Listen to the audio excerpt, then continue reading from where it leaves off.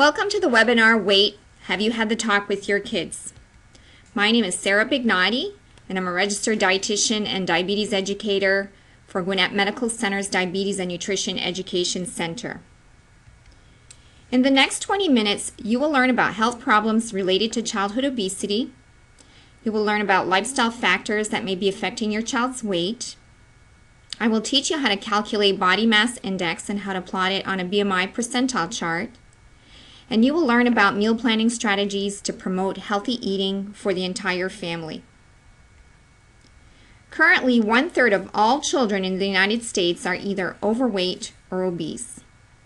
Georgia is the second leading state in the nation for childhood obesity. Mississippi is first. My goal today is to provide suggestions to help you get involved in reducing the incidence of childhood obesity. Why is this goal so important? Weight can have a major impact on a child's health. Health problems can include respiratory ailments, exercise intolerance, and orthopedic problems. These issues can affect a child's stamina and ability to move comfortably. With these problems, many of Georgia's students fail to pass their basic physical education requirements. Sleep apnea is a condition that causes a person to stop breathing for a brief period of time while they're sleeping, which could be dangerous and can also cause poor quality sleep. 61% of obese young people have at least one additional health risk factor, such as high blood pressure or high cholesterol, prediabetes or type 2 diabetes. And extra weight can lead to certain cancers and may cause problems with gallstones and fatty liver. If a child has some of these health issues now, what will the quality of their life be as an adult? An overweight or obese child is more likely to become an overweight or obese adult. Childhood obesity can have psychological effects. Children come in all shapes and sizes, but the overweight child is often a victim of bullying and teasing, which can lead to low self-esteem, negative body image, eating disorders, depression, and poor school attendance. So how do you know if your child is overweight or obese? Currently, pediatricians use BMI percentiles to determine a child's weight category, whether they're underweight, of healthy weight, overweight, or obese. So in order to figure out what the BMI percentile is for your child, we must first use a BMI calculator to determine your child's BMI. BMI means body mass index, and it's an indicator of health risk based on weight. You can find a BMI calculator at gwinnettmedicalcenter.org/BMI. The BMI calculator will look something like this. So what you'd want to do is enter your child's height, weight, and gender information and hit the Calculate Your BMI button. Then you'll see a number appear where it says your BMI, and that will be your child's BMI. Using this number and your child's age, you can then determine his or her BMI percentile. The BMI percentile helps determine your child's weight category for his age. You can download the BMI percentile chart that looks something like this from our website. There's a version for boys and one for girls for ages 2 to 20, so make sure you use the right version to plot the BMI for your child. Let me walk you through an example. Using the BMI that was calculated in the previous slide, a BMI of 23, and assuming that the BMI is for a 10-year-old boy, what we would do is find the child's age on the horizontal axis and move up to the BMI number that you got in the calculator, and we got a 23, so we would put a dot right here. So this is letting us know that this child would be above the 95th percentile. His BMI would be above the 95th percentile and would be in the red zone here, which is considered an obese category. If we were to calculate a BMI that would result in a 21, then when we plot that number, assuming the child is still 10 and a male, but the number would be 21, we would put a dot here. And that would mean this child's BMI percentile is between the 85th and the 95th percentile, which is an overweight category. Assuming once again that the child is 10 and male, if the BMI would be an 18, then using 18 here and plotting a dot here, we would find that the child's BMI falls in the green zone, which is between the 5th and the 85th percentile. As this is where we want our children to be, because that's a healthy weight BMI. And then there might be some children that fall below the 5th percentile. So if this child had a BMI of 13, we're looking at a dot below the 5th percentile, which would mean that this child would be underweight. So once you've figured out your child's BMI, you plot the information. If your child does fall in the yellow or the red zone, then we need to make some changes, and changes that would help the child as the child is growing taller, kind of stabilize the weight a little bit so that we would see an increase, just a gradual increase. So as the child ages, that child's BMI is moving into the green zone. Does this picture look familiar? Because if it does, or your child's BMI percentile is in the overweight or obese classification, it's important that you make some changes. Next, we will look at a couple of possible real-life situations, and we'll review how changes could be made to promote healthier habits. Let's take a look at this first situation. 12-year-old Amanda comes home from school at 4 p.m., drops her book bag, and heads to the pantry. Her parents are both at work and will not be home until 6 p.m. She grabs a large bag of chips and a 16-ounce lemonade and heads upstairs to her bedroom to watch TV until her parents get home. What are some changes that need to occur to help prevent this child from heading down the path of obesity in her future? One of the things that you might want to do would be to remove the TV from the child's bedroom. According to studies done by the American Academy of Pediatrics, children who have TVs in their bedrooms tend to have more problems with their weight. Also discuss limiting screen time. Current guidelines for screen time for children is no more than 2 hours per day. Screen time includes time spent on the computer, time spent watching TV, time on cell phones. Assign household chores that require physical activity, including setting the table, getting dinner started, emptying the dishwasher, vacuuming, or folding clothes. Encourage your child to participate in after-school activities. The activity could be a sport that does require physical activity, or could be a club such as a yearbook club, academic bowl, or student council. Just try to get your child involved so they're not just sitting around all the time. Have nutritious snacks available and keep unhealthy snacks and beverages for special occasions. Chances are if you don't keep junk food on hand, your child won't eat them. Nutritious snacks can include fruit, yogurt, popcorn, whole grain crackers with low-fat cheese. Purchase single-serving snacks. This may help restrict portions and calories. Read labels with your child and show them where to find the portion size if eating a packaged snack. Provide a nice refillable water bottle. This might encourage your child to drink more water and would also be portable to take to different activities. Let's take a look at another situation. Both parents work full-time and have 2 children in after-school activities 3 days per week. Currently, they eat out several times a week, sometimes for breakfast or sometimes for dinner, or they prepare convenience boxed foods for meals. What changes can this family make to promote healthier eating habits? One solution might be to make a weekly menu on the weekend, and from this menu, make a grocery list and take care of grocery shopping to make sure you have items available to make these menu items during the busy week. Keep a combination of fresh and frozen vegetables and fruits so there's less time spent during the week running back to the grocery store. Keep dry goods such as beans, lentils, whole grain pastas, brown rice, quinoa, and barley to use as sides with leftover protein items. Menus can be as simple as omelets stuffed with low-fat cheese and vegetables and served with whole grain toast and fruit, or a baked potato bar with toppings such as steamed broccoli or sautéed mushrooms, salsa, and low-fat cheeses. Prepare extra servings for leftovers. Make extras of soups or a roast where you can have a meal one night and use leftovers for sandwiches another night. Have a rotisserie chicken on a Sunday night and use the leftovers to make wrap sandwiches or quesadillas the next night. Make a pan of veggie lasagna or baked ziti, and when using age-appropriate serving sizes, this meal would allow you to have leftovers for busy activity nights.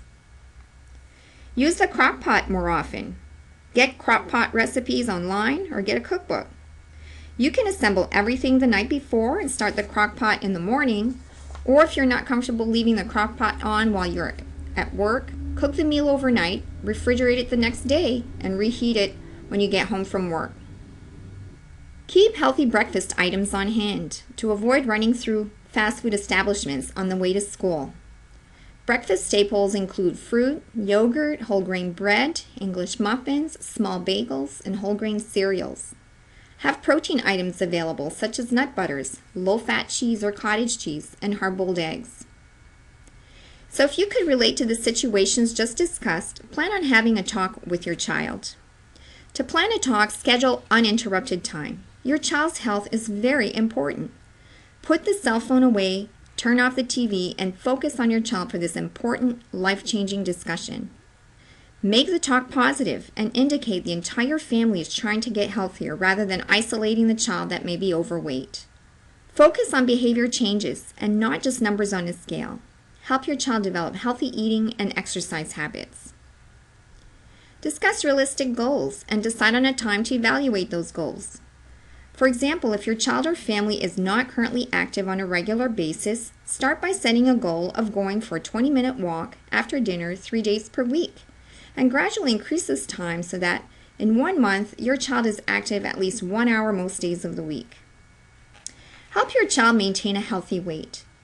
The most successful way to make a child healthier is to have the entire family adopt healthier behaviors. Let's go over more healthy eating and activity tips that you can share with your family. First, be a good food role model. Practice healthy eating and exercise habits yourself so that your children can model that behavior. Involve your child in meal preparation and grocery shopping. Take your child to shop healthy and read labels. Have your child plan a menu or pick out a recipe of something that they're interested in making. This may help your child try new foods. And enjoy meals as a family. Eat at the kitchen or dining room table as a family without distraction. Keep cell phones off and away from the table. Turn off the TV, have a dinner conversation, and focus on the flavor of food and the experience of dining as a family. Limit portions of food and use the plate method for meal planning. Use 9-inch plates for adults and older children, and 7-inch plates for toddlers.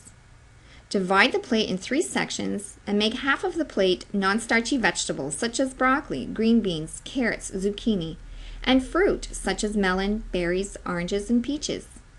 A quarter of the plate should be a protein item such as lean beef or pork, poultry, fish, or plant-based products such as tofu, beans, and lentils. And the remaining quarter of a plate should include whole grains such as brown rice, multigrain pasta, barley, or quinoa. Try to use non-fat cooking methods such as grilling, baking, and broiling, and use very little butter or oil to keep the calories down. Avoid putting serving dishes on the table. Placing serving dishes on the table is a temptation for second helpings. Plate dishes from the stove or counter and pack the rest for lunches or refrigerate for leftovers for the next night. Do you keep healthy snacks on hand? These snacks range from 90 to over 400 calories. Some are single serving size snacks and others provide numerous servings. For instance, the Oreo cookie container actually has 4 servings per container, but children would be very likely to eat the entire container and get close to 500 calories for that snack. So let's go over specific criteria to help you choose healthier snacks. First, teach your child to look at the serving size. And for this serving size, you would want the calorie amount to be between 100 to 150 calories. That's a reasonable amount of calories for a snack. Then look at the total fat grams. This should be 5 grams or less. And then the sugar amount, 10 grams or less.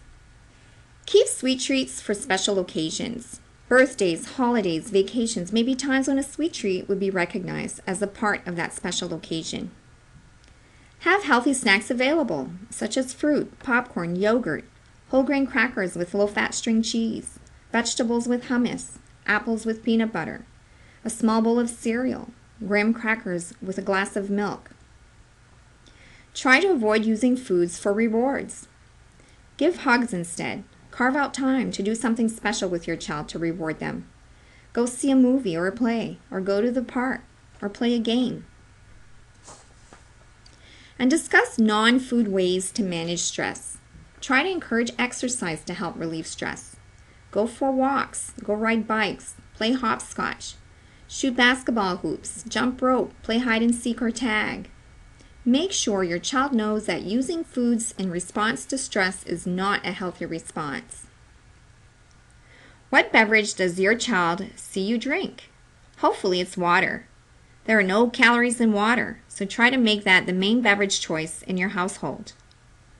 Limit fruit juice to 4 to 8 ounces per day. Even if the fruit juice is 100% natural, it still has natural sugar and calories. Offer 2 to 3 8-ounce cups of milk per day. Use whole milk for children under age 2 and switch to low-fat or skim milk after age 2. Keep sweet beverages for special occasions. A 16-ounce lemonade has 13 teaspoons of sugar. This is a little over a quarter cup of sugar, which is equal to 208 calories. Teach your child to eat calories and not drink them. This will not only help with their weight, but will also help your dental bills. Promote an active lifestyle. Turn off the TV, the laptop, the computer, and put the cell phone away and limit screen time to 2 hours or less per day. Encourage at least 1 hour of physical activity per day. Jump rope. Have your children set an obstacle course on the lawn or do a scavenger hunt. Use the Wii or dance to music on rainy days. Take a family walk or walk the dog. As a family, participate in a community walk or fundraiser. Assign chores that require physical activity. There's plenty to do to maintain a household, so have your children help out around the house. Have them vacuum or fold clothes or do laundry. Have them wash the car, do dishes, dust, rake leaves, pull weeds, plant flowers. There's always something to do. Encourage your child to play a sport. Participate on a dance team, or get involved with cheerleading or marching band. So how can you get started getting your child healthy? First, take the Healthy Habits quiz so that you can identify problem areas in your household. You can download this quiz from our website. Then determine your child's BMI percentile. Use the BMI Calculator that I referred to earlier and plot your child's BMI on the percentile chart that you can also download from our website. And remember, there's a version for girls and one for boys, so use the appropriate one. After you determined your child's BMI percentile, you might want to figure out what kind of things you need to work on. Download the Action Plan for Health, which is also on our website, and I would suggest you sit down as a family and using this form set some goals. A goal might be to exercise 30 minutes every day or to decrease screen time to no more than 2 hours per day. Or it could be drinking at least 64 ounces of water per day or eating more fruits and vegetables. And finally, to help you make behavior changes, use the handout titled Web Resources to obtain healthy recipes and nutrition and activity information to help you get started. Make it a family affair. When everyone is working together to achieve the goal of being healthier, everyone is more likely to succeed. Thank you so much for taking the time to attend this recorded webinar. If you need further assistance to help your child, please call us at 678-312-6040. Have a great day.